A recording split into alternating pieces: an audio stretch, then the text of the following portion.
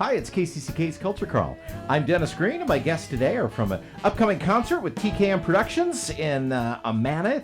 I have 3 of the 4 members of Confluence and a random sax player here in the house. As Denny Redmond, John Hall, and Pat Smith from Confluence are with us. Gentlemen, welcome. Thank you. And from TKM Productions, producer and, as I said, occasional sax player, singer. Sax player, sir. Deb Kennedy. Deb, welcome. Thank you. Thanks for having us. So before we talk about this, about what's going to be coming up with this concert on the 17th in your space, TKM usually puts on theater productions, invites traveling shows to come in, but a couple of times a year you bring a regional band in. So what's the thinking behind that? Well, a big part of our mission is to support a lot of the great talent that is in the area. And it's our pleasure to support these musicians and the fact that they are willing to come to Amana and do a gig for us at the Amana Performing Arts Center. And I know that you work with many of these gentlemen in your other band, Fork in the Road. Yes. So you've had a chance to get to know them as collaborators. Yes. And you know, so Pat is one of our guitar players for Fork in the Road, and he had mentioned, he was like, you know, we have a jazz band called Confluence, and, you know, would you be interested in bringing us in? I was like, absolutely. So, and especially when he started giving me information about the members of the band and their resumes and quality of work, I was like, let's, bring them to the Amana Performing Arts Center and showcase how amazing they are. Denny Redmond, I always think of Confluence as mainly you being the main instigator behind this. Yeah, We all think of it that way, too. Yeah, it's an idea I had years and years ago of bringing a group of musicians together to just play nice, straight-ahead jazz in original tunes. Has the lineup changed at all since you first came together? Well, at one point, John Hall couldn't play one of the engagements, and John Reasoner played bass. And we kept John Reasoner in playing a second guitar, and then when he became ill, his time was too tight to stay in. So it's pretty much stayed the same throughout.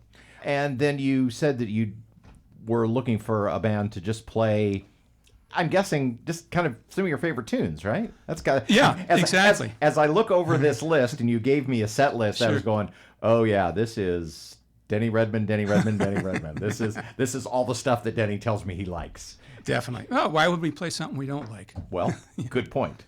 Because you told us to. Yeah. Pat, John, do you get a voice in this, or is it all him? I am invited to contribute, and I mean, actually, I suggested Footprints, which we added to the set list. It's fun to play, but it's great to be able to play a lot of material that I'm not able to play in other groups, like the Bill Evans tunes, for instance. It's a great opportunity to, you know, to get acquainted with that kind of thing and play with some great players. Yeah. How would you describe the style of jazz that this band plays?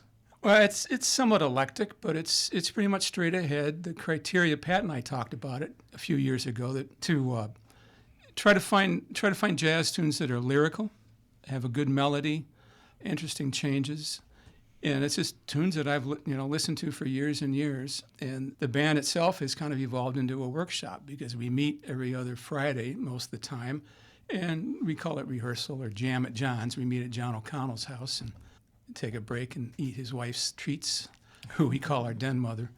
And so a big shout out to Mary Jo for the treats. But Absolutely.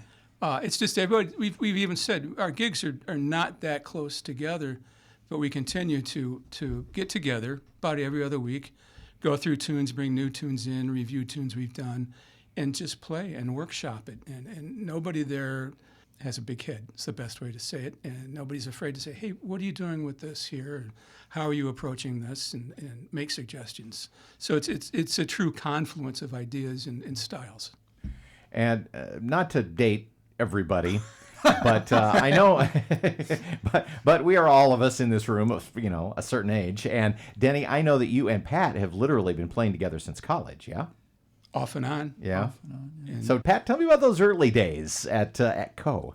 Well, long story short, when I first came to Co. 1975, one of the things I was thinking was, oh man, it's going to be all hillbilly country music, blah, blah.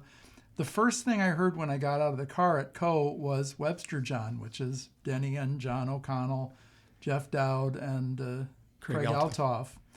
and they were playing Steely Dan, Dr. Wu, and I thought I'm going to have to rethink this whole deal because they were a fantastically good band. Gonna have to completely rethink Iowa music. Yeah, well, and they were the first band that were nice enough to let me sit in with them in a bar when I was 17 years old. And, you know, I still say to Denny and John, you know, I got to hang with the cool guys, and I still get to hang with the cool guys. So Oh, we feel the same way.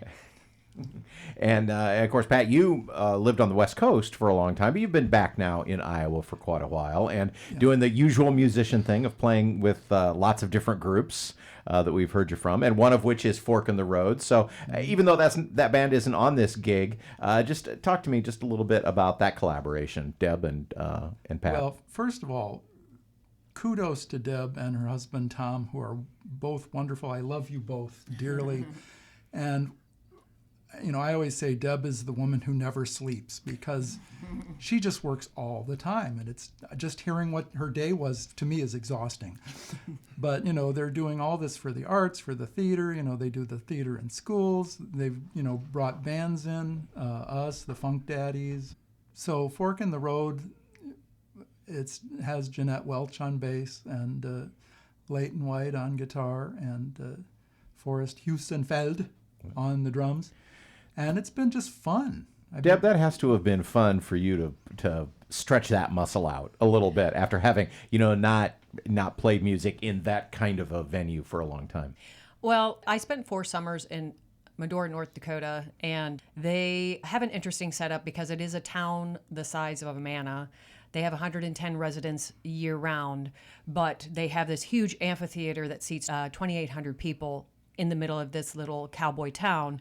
And one of the things that they would have a lot of the performers who were there for the summer do is they would do these sets in the middle of the little town square. And so that's actually my first exposure to doing, you know, country music, pop music, Being in a classic band. rock and classic rock and blues. And so that was my only experience. And then I'd met Jeanette doing theater many moons ago, and I've known her and her late husband Craig for many years. And it was December of 2019 that we were like, hey, let's form a band. We got a couple gigs in, but anyways, but long story short, Pat joined in, I don't know, a few years ago. 2 years. Yeah, and you know, he's like, oh, well, I don't want to step on anybody's toes. You know, I'll just fill in if you need a guitar player. And I was like, well, there's no toes. Let's just bring you in. You know, and he was being I remember quite sort modest. of begging to be let. He was being quite modest with what he could bring to the band, and I truly feel extraordinarily blessed to be able to sing with that team of musicians. You gonna sit in with these guys at all? Oh no, it's not that kind of set, and it's their show, and I'm just going to let them do their thing. So, Well, if you bring us back next summer, we could start working on a tune with you. all right, I'd love that. That'd be great to do. Confluence will be in concert at the Amana Performing Arts Center on the 17th of July. And is this a show up, pay cover charge, get a ticket in advance? What do you recommend? So this is a free event, okay. but we do ask that, you know, if you like what you see, if you like supporting these amazing musicians, we're asking for donations so that we can continue bringing things to the Amana Performing Arts Center and also pay the musicians. So that's how we're doing that. But yeah, we just hope everybody just comes out and enjoys. All right. What time do we start? Music starts at 7. Starts at 7 o'clock on June 17th. It's Confluence. Straight ahead, tasty jazz in concert at the Amana Performing Arts Center. If people want more information about the concert or directions, they don't know where it is, they can visit you on the web, right, Deb? What is that? So it is at the Amana Performing Arts Center, which is 3938th Avenue. It's right across the street from the Amana RV Park. It is actually the only thing on that road, so it's kind of hard to miss. But yeah, we just hope you come out and enjoy. All right. And your website, if people want to know more about TKM Productions? It's tkmtheatricalproductions.com. All right. Well, thank you all for being here. Have fun with it, and I'm sure you're going to have a great time. Thank Thank you. you. Thanks, Dennis. You can hear the Culture Crawl live on the radio most weekdays at 10:30, on demand at kcck.org/culture, or subscribe using your favorite podcast player. Watch our videos on the KCCK Facebook and YouTube channels. Our producer is Lydia Kilgore. The Culture Crawl theme is composed by Vivian Shanley. I'm Dennis Green, and I'll talk to you later.